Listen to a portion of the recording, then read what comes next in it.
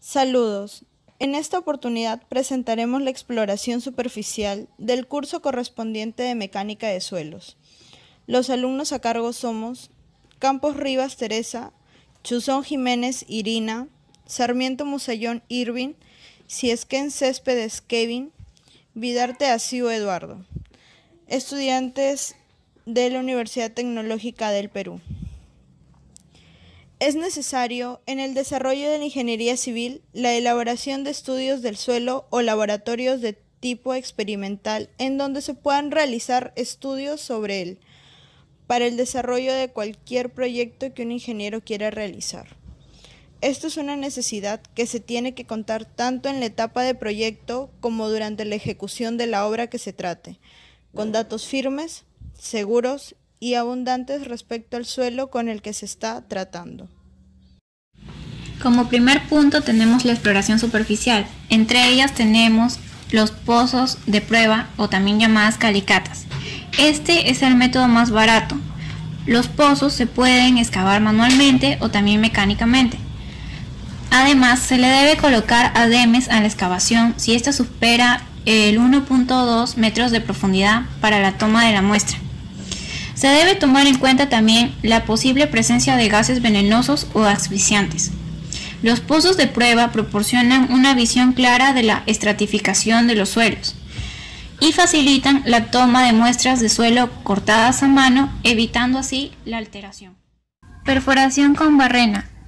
Son manuales o mecánicas usadas para suelos con alta cohesión. Los manuales se dividen en dos: barrena de agujeros para postes y barrena helicoidal. Las muestras de suelos obtenidas en estas perforaciones son alteradas. Para perforaciones mecánicas o eléctricas son las barrenas de perforación o raspado continuo, las cuales son barrenas huecas o sólidas. Para la toma de muestras de barrenas sólidas se retiran en varios intervalos, mientras que las huecas no se retiran con tanta frecuencia. Perforaciones por el método de lavado. En este método se utiliza ademes o soportes para las paredes de la perforación debido al deslizamiento del terreno o suelo, usado para determinar la profundidad entre un suelo blando y uno compactado, adecuado para suelo de arcillas o arenas uniformes, para detectar los cambios de estrato y disponer las tomas de muestras. El técnico perforador debe observar permanentemente el color y la apariencia de la mezcla de agua y suelo que llega a la superficie. Perforaciones por percusión. Se utiliza en terrenos de suelo duro y rocas.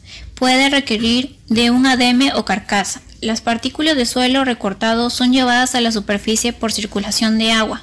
Es rápido en suelos rocosos, pero lento en arcillas y lupitas pegajosas, e imposible de usar en arena fina suelta.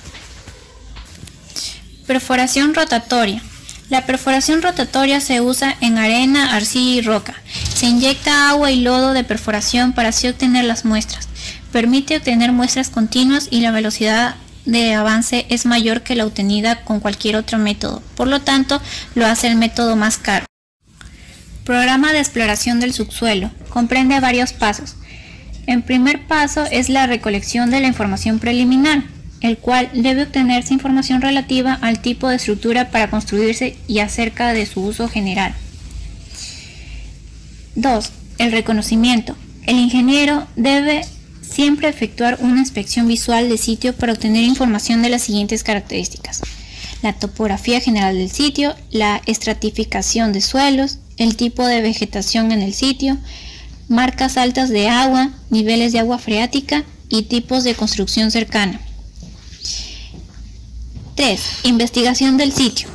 La fase de investigación del sitio del programa de exploración consiste en planear, hacer barrenos de prueba, recolectar muestras de suelo y la profundidad mínima aproximada requerida de los barrenos.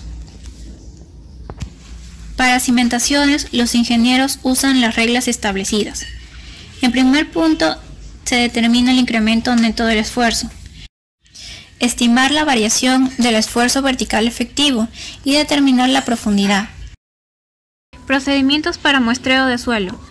El muestreo consiste en la obtención de una porción del material con el que se pretende construir una estructura o bien del material que ya forma parte de la misma, de tal manera que las características de la porción obtenida sean representativas del conjunto.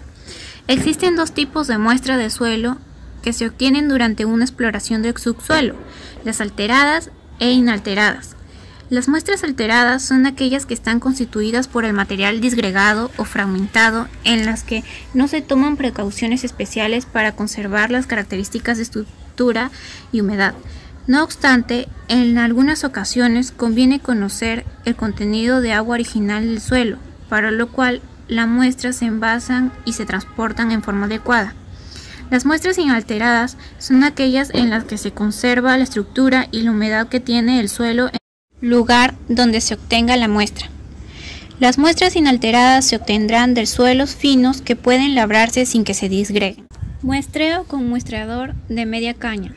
Los muestreadores de media caña se usan en el campo para obtener muestras de suelo que están generalmente alteradas, pero son aún representativas. En otras palabras, este tipo de barrena se utiliza para muestreo de suelos más o menos suaves, capas cohesivas con un mínimo de alteración. Cucharón rascador. Se usa para obtener muestras representativas alteradas. Este instrumento tiene una punta de hincado y puede unirse a una barra perforadora. El muestreador es hincado y girado en el suelo, y el suelo lateral desprendido cae dentro del cucharón. Tubo de pared delgada. Los tubos de pared delgada son llamados a veces tubos Shelby. Este tipo de muestreador se utiliza principalmente en suelos cohesivos y blandos o semiduros, sin importar que se localicen encima o debajo del nivel freático. Cuando se trata de investigar suelos profundos, se une a barras perforadoras que se ensamblan al tubo Shelby. Una vez obtenida, se envía al laboratorio para su análisis.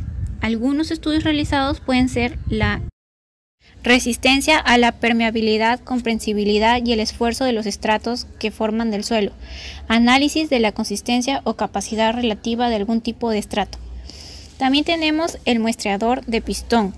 Cuando las muestras inalteradas del suelo son muy blandas o mayores a 76.2 milímetros de diámetro, tienden a salirse del muestreador. Los muestreadores de pistón son particularmente útiles bajo tales condiciones. Observación de los niveles de agua freática. La presencia de agua freática cerca de una cimentación afecta considerablemente la capacidad de carga y asentamiento de esta, entre otras. El nivel de agua cambia con las estaciones. En muchos casos puede ser necesario establecer los niveles máximo y mínimo posibles del agua durante la vida de un proyecto. Si se halla agua en un barreno durante una exploración de campo, tal hecho debe ser registrado. Extracción de núcleo de roca. Cuando se halla un estrato de roca durante una perforación, es necesario efectuar una extracción de núcleos de la misma, para lo cual un barril de extracción de núcleos se une a la barra perforadora. En la siguiente tabla resume los varios tipos de barril y sus tamaños, así también como las barras perforadoras, compatibles comúnmente usadas para la exploración de las cimentaciones. Se dispone de dos tipos de barriles, el barril para núcleo de tubo simple y el barril para el núcleo de tubo doble. Los núcleos de roca obtenidos con barriles de tubo simple podrían estar sumamente alterados y fracturados debido a la torsión. Los núcleos de roca menores que el tamaño Bx tienden a fracturarse durante el proceso de extracción. Cuando las muestras se recuperan, la profundidad de recuperación debe ser apropiadamente registrada para su posterior evaluación en el laboratorio, con base en la longitud del núcleo recuperado en cada corrida. Las siguientes cantidades se calculan para una evaluación general de la calidad de roca encontrada. Con eso concluimos que la relación de cooperación es igual a la longitud del núcleo recuperado entre la longitud teórica del núcleo recortado. Preparación de registros de perforación. A medida que un pozo se perfora, el perforador generalmente debe registrar la siguiente información en un registro estándar. En primer lugar, nombre y dirección de la empresa de perforación, nombre del perforador, descripción y número del trabajo, número y tipo de perforación, fecha de la perforación, estratificación del subsuelo, elevación del nivel freático y la fecha de observación, resistencia a la penetración estándar y la profundidad, número, tipo y profundidad de la muestra del suelo recogida, y finalmente, en caso de extracción de rocas, longitud de núcleo recuperado y RQD. Exploración geofísica. Varios tipos de procedimientos de exploración geofísica se desarrollan con el propósito de poder determinar las variaciones de las características físicas de los diferentes estratos del subsuelo o los contornos de la roca basal que subyace a depósitos sedimentarios. Estos permiten una rápida cobertura de grandes áreas y son menos caros que la exploración convencional por medio de barrenos. La refracción sísmica es el método de refracción más útil para obtener información preliminar acerca del espesor de los estratos del suelo y de la profundidad de la roca o suelo firme en un determinado lugar. Asimismo, este método mide el tiempo de propagación de las ondas elásticas que transcurran entre un sitio donde se genera ondas sísmicas y la llegada de estas a diferentes puntos de observación. Las fuentes de la generación de onda es el martillo, martillo mecánico, escopeta sísmica y explosivos. El impacto sobre la superficie del terreno crea dos tipos de ondas de esfuerzo, ondas P y ondas S. Las ondas P son las que viajan más rápido que las ondas S, por lo que la primera llegada de ondas perturbadoras estará relacionado con las velocidades de las ondas P en varios estratos. Limitaciones. Para que exista refracción de las ondas, la velocidad de propagación de estas debe ir de forma creciente con respecto a la profundidad. Cuando un suelo está saturado debajo del nivel freático, la velocidad de la onda P puede ser engañosa.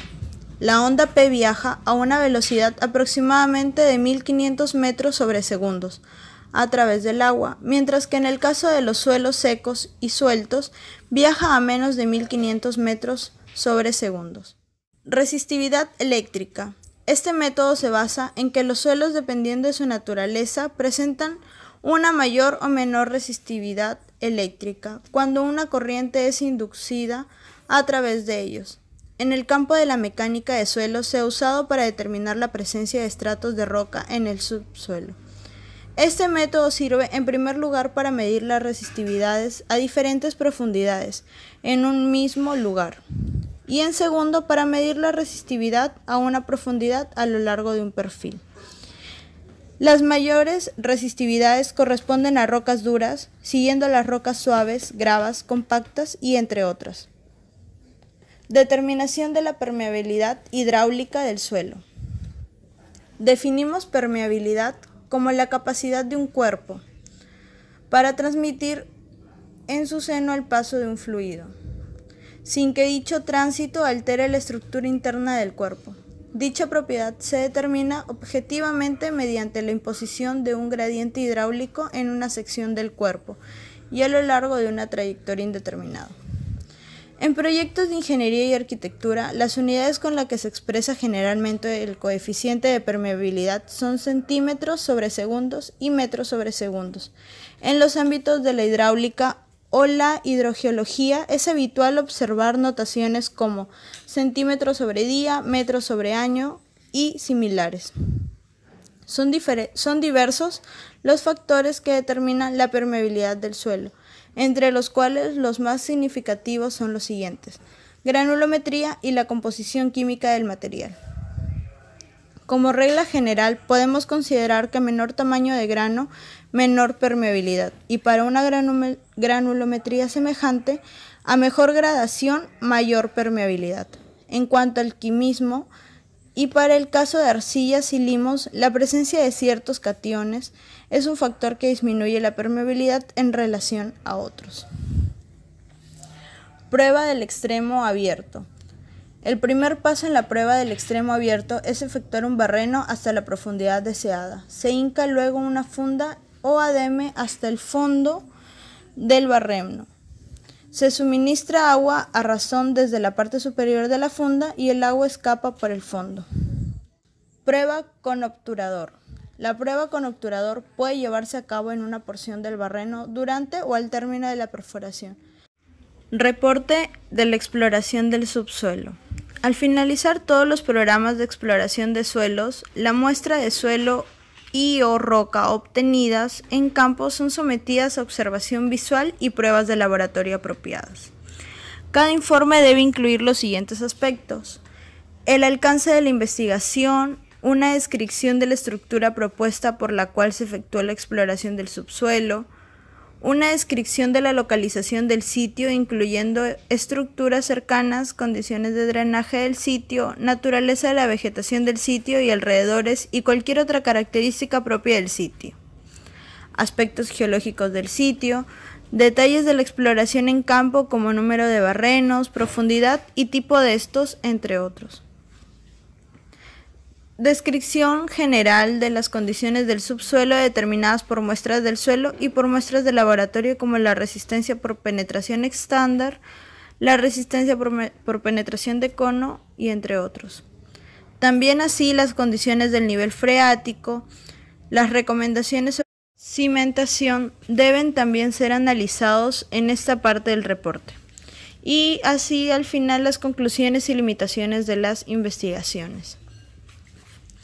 También debemos presentar gráficas, las cuales son las siguientes, las que se deben anexar al reporte: el mapa de la localización del sitio, la vista en planta de la localización de los barrenos respecto a las estructuras propuestas y aquellas existentes cercanas, los registros de las perforaciones, los resultados de las pruebas de laboratorio y otras presentaciones gráficas especiales. Los reportes de exploración deben estar bien planeados y documentados. Estos ayudarán a resolver problemas de la cimentación que puedan surgir durante el diseño o después de la construcción. Estratigrafía del suelo. La estratigrafía es la rama de la geología que trata del estudio e interpretación de las rocas sedimentarias estratificadas. Rocas sedimentarias. Son rocas que se forman por acumulación de sedimentos, que son partículas de diversos tamaños que son transportados por el hielo, agua o el aire y son sometidas a procesos físicos y químicos. Dan lugar a materiales consolidados. Los estratos son las capas en las que se disponen las rocas sedimentarias. Se forman por acumulación, compactación y cementación de sedimentos. Esta acumulación se produce en zonas determinadas, las llamadas cuencas sedimentarias. En la estratigrafía, las capas de arriba son las más modernas que las capas de abajo. La datación. La datación o edad absoluta es un valor numérico más o menos exacto. Un ejemplo se diría: si una roca tiene 3.000 millones de años, se está haciendo referencia a su edad absoluta. Y la datación o edad relativa se establece por comparación con otras rocas o fenómenos geológicos del pasado. Por ejemplo, se ordena del más antiguo al más moderno los estratos de una región. Los tres principios de la estratigrafía. Según el principio de superposición normal de los estratos están dispuestos en el mismo orden en el que se depositaron los materiales, siempre que no se haya habido una alteración posterior. El principio de la sucesión biológica, según Smith, en el año 1779, se dice que si en un estrato hay fósiles, estos se han debido formar al mismo tiempo con la roca que constituye el estrato. También tenemos el principio del actualismo, según Hutton, en el año 1778. Se estipula que en el pasado se debía actuar con los mismos mecanismos geológicos que se hacen en la actualidad.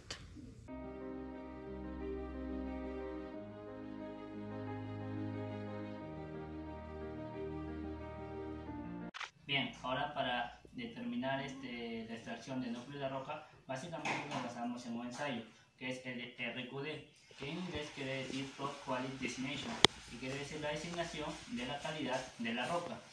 Básicamente la norma nos manda el siguiente cuadro, nos dice el índice de calidad de la roca, nos da estos rangos y nos define la calidad, si es muy buena, mala, regular, buena y excelente. Vamos a explicar un ejercicio extraído con unos datos del siguiente problema. El RQD nos dice que es la suma de las longitudes mayores a 10 centímetros entre la longitud total del ensayo por el 100%. Básicamente acá tenemos unos datos que han sido extraídos durante un problema sobre la longitud total, que va a ser 200 por 100, y nos da 151 sobre 200 por 100, que nos dice que el RQD para este tipo de roca es de 75,5. Si nos vamos a la tabla, podemos observar que tenemos una roca de una calidad buena.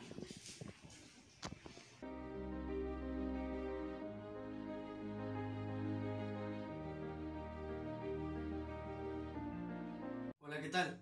Les saluda Irving Sarmiento Musellón. Soy estudiante del sexto ciclo de la carrera de Ingeniería Civil de la Universidad Tecnológica del Perú. En esta oportunidad voy a explicarles un ejercicio del tema correspondiente al que es exploración geofísica. A continuación, empezaremos con el desarrollo del enunciado propuesto hace unos instantes. Les dejo una tabla con los resultados de un estudio de refracción sísmica en un determinado lugar. Bueno, seguimos ya con los datos de la tabla. Hemos representado en el sistema cartesiano, en el caso del eje Y, lo que es el tiempo de la primera llegada en segundos de las ondas P, y en el eje, esto estaba en función, en el eje X, con respecto a la distancia del geófono a lo que es la fuente de perturbación. Ya. El enunciado nos pide determinar lo que es la velocidad en las ondas P y también lo que es el espesor del material encontrado. Primeramente, para poder hallar lo que es las velocidades, usaremos las pendientes trazadas o graficadas en lo que es en los segmentos OA, AB y BC. Ya reemplazando los valores respectivos, nosotros podemos determinar que la velocidad en el segmento OA, que la podemos denominar como velocidad V1, es de 228 metros por segundo. La velocidad en el segmento AB, que la podemos llamar también velocidad 2, es de 814.8 metros por segundo. Y lo que por último, la velocidad, o también llamada velocidad 3, en el segmento BC, podemos determinar que también es de 4.214 metros por segundo. Bueno, con los resultados de las velocidades obtenidas, comparadas en el cuadro que les dejo en la descripción del video, nos indica que la tercera capa es una capa de roca. Bueno, por consiguiente seguimos a calcular lo que es el espesor de las capas. Primeramente vamos a calcular lo que es el espesor de la capa 1, utilizando la siguiente fórmula, en donde vamos a utilizar ciertos valores como el X sub C, que se encuentra en lo que es la gráfica del sistema cartesiano que habíamos mostrado anteriormente, y vamos a utilizar lo que es los valores de la velocidad 2 y también lo que es de la velocidad 1. Reemplazando, nos sale que el espesor de la capa 1 se encuentra a 3.94 metros. Pasamos a calcular lo que es el espesor de la capa 2. Utilizamos también otros valores, como este valor de acá, que es uno de los tiempos de la primera llegada de las ondas, obviamente en segundos. Este valor lo reemplazamos en la fórmula, así como también las tres velocidades, la velocidad 3, la velocidad 2 y la velocidad 1. Luego, reemplazando y calculando ya con una calculadora, podemos determinar que el espesor 2 es de 12.66 metros. Y sumando esos valores podemos tener que un espesor total de 16.60 metros. Que llegamos a concluir de que en la tercera capa, que es una capa de roca, se encontraba a 16.60 metros de la superficie del suelo. Bueno, espero que hemos concluido con el ejercicio, espero lo hayan entendido. Nos veremos hasta otra oportunidad. Gracias.